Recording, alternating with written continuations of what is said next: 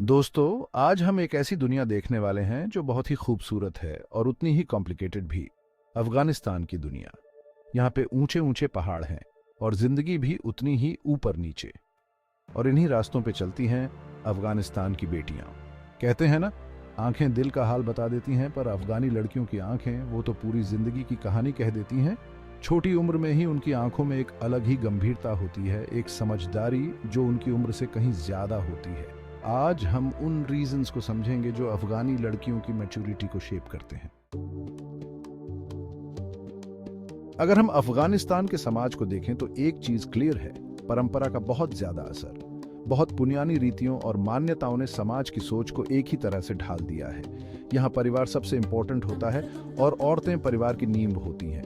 परिवार और समाज दोनों जगह औरतों से एक खास भूमिका की उम्मीद होती है।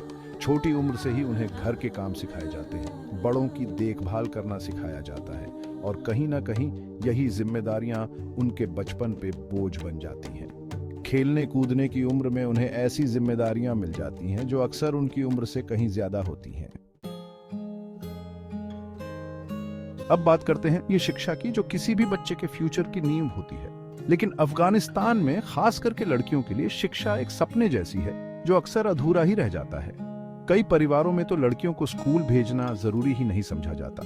उनकी पढ़ाई को घर से बाहर जाने की इजाजत ही नहीं मिलती। सोच यही होती है कि लड़कियों को तो घर संभालना है, पढ़ लिख कर क्या करना है, और इस तरह पढ़ाई के बिना उनके सपने, उनकी उम्मीदें, सब कुछ धुंधला पड़ जाता है। अब बात करते हैं उस परंपरा की जो सबसे ज्यादा शॉकिंग है, बाल विवाह। अफगानिस्तान में आज भी कई जगहों पर छोटी छोटी बच्चियों की शादी कर दी जाती है।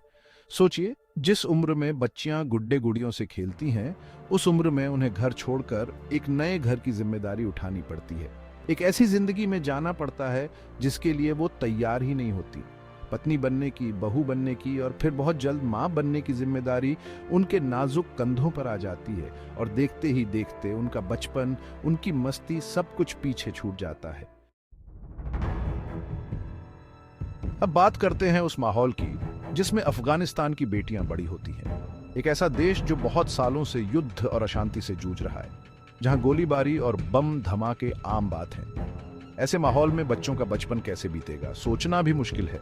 हर समय डर के साए में जीना, अपनों को खोने का डर, फ्यूचर की चिंता, ये सब उनके मन पर गहरा असर करता है। और खास करके लड़कियों पर, क्योंकि उनकी जिम्मेदारी और भी बढ़ जाती है। परिवार की रक्षा करना, छोटे भाई बहनों को संभालना, घर का काम करना, ये सब उनके कंधों पर आ जाता है। अब बात करते हैं उस गरीबी की जो अफगानिस्तान की एक बड़ी सच्चाई है, जहां रोजी रोटी कमाना भी एक जंग से कम नहीं होता। कई परिवारों में तो 2 वक्त की रोटी भी मुश्किल से मिलती है। ऐसे में बच्चों का क्या हाल होता होगा, सोचना मुश्किल नहीं है। और खासकर लड़कियों पर, क्योंकि उन्हें न सिर्फ अपनी भूख से लड़ना पड़ता है, बल्कि परिवार का हाथ बंटाने के लिए भी काम करना पड़ता है। छोटी उम्र में ही वो घरों में काम करने लगती हैं, खेतों में मजदूरी करती हैं या फिर सड़कों पर भीख मांगती हैं। बचपन की मस्ती, खेलकूद, ये सब उनके लिए एक सपने जैसा होता है। लेकिन दोस्तों, इन सब के बावजूद अगर आप अफगानिस्तान की बेटियों की आंखों में देखेंगे तो आपको डर नहीं, बल्कि एक मजबूत उम्मीद दिखेगी। मुश्किलों से लड़ते हुए भी उनके चेहरे की मुस्कान कहीं गायब नहीं होती, क्योंकि इन सब परेशानियों ने उन्हें कमजोर नहीं बल्कि मजबूत बनाया है। उन्होंने छोटी सी उम्र में ही जिंदगी के कई रंग देख लिए हैं, कई मुश्किलों का सामना किया है, और यही मुश्किलें उन्हें और भी मजबूत बनाती गई हैं। उनके अंदर एक अलग ही समझदारी है, एक गंभीरता है जो शायद दूसरे बच्चों में देखने को न मिले, और यही समझदारी उन्हें जिंदगी की हर चुनौती से लड़ने की ताकत देती है।